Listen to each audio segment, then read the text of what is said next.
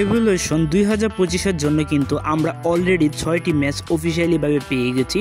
তো মনে হয় না নতুনভাবে আরও কোনো ম্যাচ অ্যাড করতে পারে WWE। তো আজকের ভিডিওতে কথা বলবো evolution match card and my result prediction. তো এভলিউশনের জন্য সর্বপ্রথম যে ম্যাচটি অফিসিয়াল হয়ে গিয়েছিল NXT থেকে, তো NXT চ্যাম্পিয়নশিপের জন্য এই ম্যাচটিকে লড়তে চলেছে। তো আমি NXT-কে কোনোভাবে ফলো করি না, তো আমি এই ম্যাচটিকে নিয়ে কোনো প্রেডিকশন করতে চাই না। তবে জর্ডানি গ্রিসের কাছ থেকে আমরা একটি ভালো ম্যাচ পেতে চলেছি, সেটা কিন্তু আমরা আশা করতেই পারি। এবং কি অল টাইটেলের জন্য আমরা দেখতে চলেছি রিয়া রিপ্লি অ্যান্ড ইয়ো স্কাইয়ের মধ্যে একটি টাইটেল ম্যাচ। তো এই ম্যাচটিতে কিন্তু আমরা ইয়ো স্কাইকে চ্যাম্পিয়ন হিসেবে দেখতে পাচ্ছি রেসলম্যানিয়া আগ পর্যন্ত। তো ইয়ো স্কাই কিন্তু রিয়া রিপ্লিকে হারিয়ে হয়েছিল চ্যাম্পিয়ন। তো এখন আমরা আবার এভলিউশনে দেখতে পাবো রিয়া রিপ্লি এবং কি ইয়ো স্কাইয়ের মধ্যে একটি টাইটেল ম্যাচ।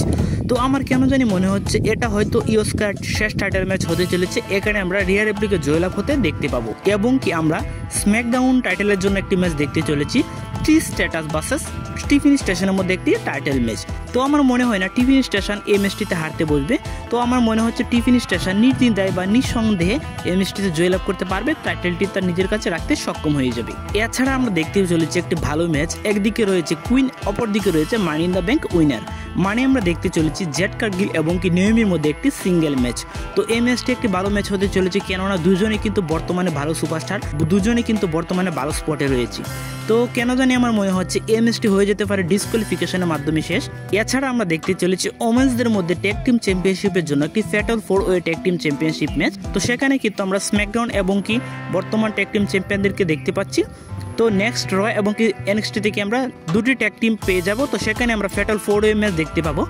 তো কেন জানি মনে হচ্ছে আমার এই ম্যাচটিতে হয়তো আমরা কোনোভাবেই দেখতে পেলাম Alexa Bliss and Charlotte Flair tag team ম্যাচটিতে জয়লাভ করতে সক্ষম হয়ে গেল। এছাড়া আমরা দেখতে পাবো ওমেন্সদের মধ্যে 30 জনের মধ্যে একটি ব্যাটল রয়্যাল ম্যাচ। তো সেখানে আমি নিঃসন্দেহে বলে দিতে পারি যে আসুকাকে আমরা ব্যাটল রয়্যাল উইনার হিসেবে দেখতে পাবো।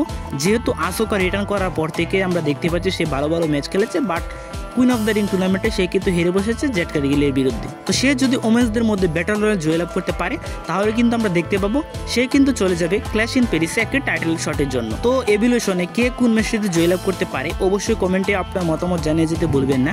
তো আজকের ভিডিও এই পর্যন্তই। ভিডিও ভালো লাগলে অবশ্যই লাইক, কমেন্ট এবং কি সাবস্ক্রাইব করে পাশে থাকবেন। ধন্যবাদ সবাইকে।